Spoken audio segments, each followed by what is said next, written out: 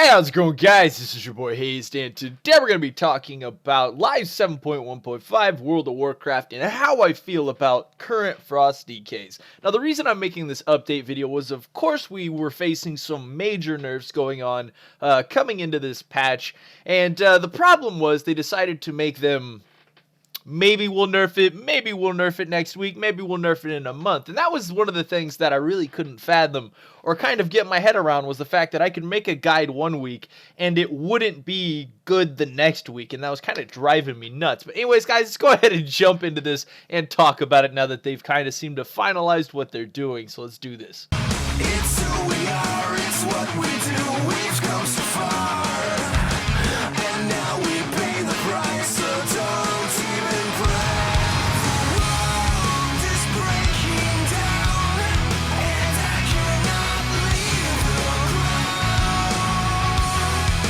So recapping on some of the nerfs that we saw for Frost DKs in PvP, we saw a major mastery nerf, of course, when entering any PvP instance playing a Frost DK. That was one of the things that greatly affected our frost damage inside, of course, instanced PvP. The other thing they did, of course, is reduced breath damage by 40% inside any kind of PvP situation. And in my opinion, breath is not very powerful anymore in PvP situations. It's not strong. They have killed it. The video I made about saying breath down, yeah, it's down, guys. It's not that amazing in PvP. Now in PvE, it's still completely viable. The nerfs did not touch the breath PvE spec. I've been getting a lot of questions about that, about what I've been doing in PvE, guys.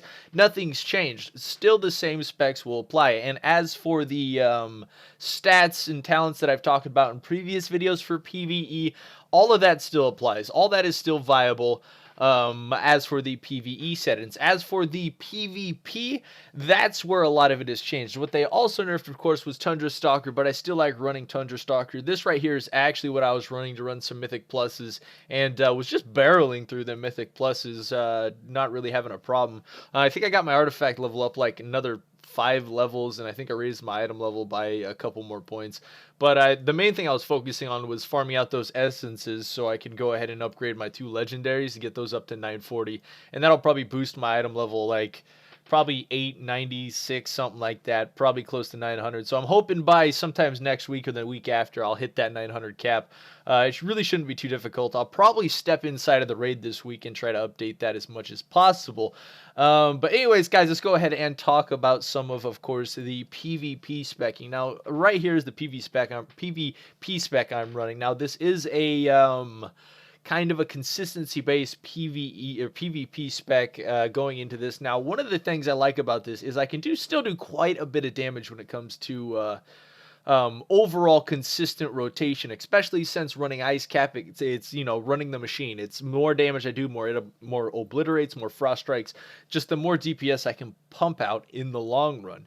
And really overall, I do kind of enjoy this, but as we know, it is definitely lacking inside of arena situations. Now, where is it lacking? I'd have to say, since they nerfed down our burst with the major, of course, mastery nerf, they made Breath of Sindragosa down, and it really seems what they were trying to do was take away a lot of the initial bite we had during our burst, because you put a little CC with the amount of damage that we had, and things would just explode. Of course, with the breath and, of course, chill streak and a few other things that I macroed together, I was killing some people in under 2 seconds. Something had to be done about it. It was quite obvious to my eyes. I just didn't think they'd go as far as they did, and that really shocked a lot of people. Now, coming back to this spec, I'd say that it has great consistency, enough that I can top DPS and BGs pretty regularly, as long as I don't get stuffed in the beginning and killed down, so I can't benefit from lowering my cooldowns from Ice Cap. But as for honor talents, you guys were asking me about honor talents. What honor talents am I running? These are my honor talents for this PvP spec, Tundra Stalker. It's probably the only one you're really wondering about. As for the other ones, I'm still running the things I usually run, so yeah. But anyways, as I feel about this spec, is I feel like it's got some damage, it's got AoE pressure, it's got consistency pressure, but I feel like our burst isn't as high as it needs to be to make up for the fact that we do not have enough CC. I mean, yes, we have a stun, but the stun is very predictable. It's easy to get out of. Anybody with, half a mind and understand Frost DKs will get out of generally the Remorseless Winter Stun. All it takes is a Druid shifting forms. All it takes is a freedom based on the stacks just to take it off so it doesn't stun you. I mean, there's so many ways to absolutely get out of this stun. All you have to do is actually dispel the stacks off of you, and then when the stacks are gone, the stun doesn't get applied. So there are a ton of ways to, of course, get out of our CC, making us just a raw damaging class. Now, one of the things you can do if you are really good at it, guys, now look at me, Frost DKs, look at me. If you want to actually still be 2400 plus viable on a Frost DK, the thing that you are going to have to do is get really good at using Dark Sim. Dark Sim is an underrated ability that a lot of people don't use because it is hard to use. But you ask any high rated Frost DK, you ask any high rated player, this is going to be one of the things you need to do to utilize and steal other classes' CCs and major cooldown abilities to proc your own damage and to proc, of course, major CC on the other target to, land kills, especially since we don't have enough CC, we don't have enough burst, and we really need to make up for that. How do we make up for it? We use Dark Sim inside Arena. Now, would I say that Frost DKs are better than Unholy in Arena? Obviously not. Right now, Unholy DKs, based on their mechanics and the damage of their last buffs, are definitely going to be stronger in Arena. If you look at the ladders, Unholy is everywhere right now. Everyone's playing Unholy. It's inarguably the better spec. So, would I say you can still go 2400 plus with this spec? Yeah, I actually know quite a few DKs that are still just kind of putting around playing Frost at higher ratings and being like, yeah, I know Unholy's better, but they're kind of like me. They're like, we love playing Frost. Every time I try to go Unholy, I'm just like, I hate this game. For some reason, I just can't seem to play Unholy. Like, when I play it, I'm like, yeah, I like it. I'm having fun, but it doesn't drive me for some reason. It doesn't make me want to play. It's just not my thing. I don't really get it, guys.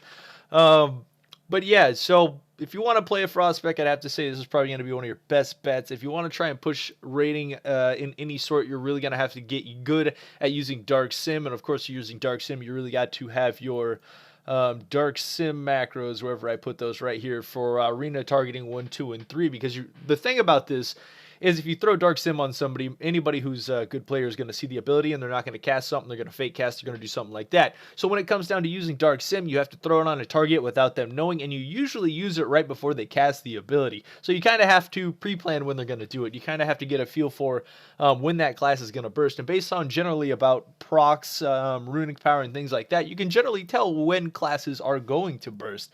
I mean, when you look at a Frost DK with Breath, you think he's going to burst on you when he doesn't have runic power? Probably not. So it's probably a good inclination that he's going to do it when he does. Things like that. It becomes a little bit more in depth, but Frost DKs, as current, are definitely harder to play. Because of the lack of burst we have pretty good consistency, like I said, but we just lack CC to really be competitive enough in kind of an arena situation. And the fact that we lost Strangulate and or Asphyxiate really kind of put us down in the dirts for CC relations. And of course, if we don't have enough damage in some kind of TSG comp or something like that, how are we going to make up for the CC trying to play against a major something like that who has major spammable CC? It's really not going to happen very well. So it's definitely something that's very tough to balance. A class like this is something they're trying to design. Because what happens when they overbuff our CC or something like that? And then of course Ice Cap rotates our damage to an insane amount, making us, hit 1 point, or I think the highest I hit was like 160 million or something like that in a BG. And it was just because I kept rolling my rotations over and over in huge crowds. And I think the closest person to me was like 50 mil or something like that. It was just insane.